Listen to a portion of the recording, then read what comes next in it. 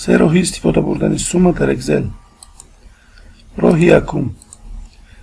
با вкладке главная می‌داریم، از اونجا اشاره سوم را می‌یابیم و حجره لازمه را انتخاب می‌کنیم، انتر را زیر می‌کنیم. راه دوم، با واسطه فرمولا برابر سوم тукмачаи тап аз клавиатура با واسطه стрелка حجره لازمه را انتخاب میکنیم، قوس را میپوشیم، انتر را زیر میکنیم و راه سومش باشد و راهی از همه آسان، همه حجره ها را انتخاب میکنیم با واسطه موش باز تکمچه کنترل رو زیر کرده چهارک دوم رو نیز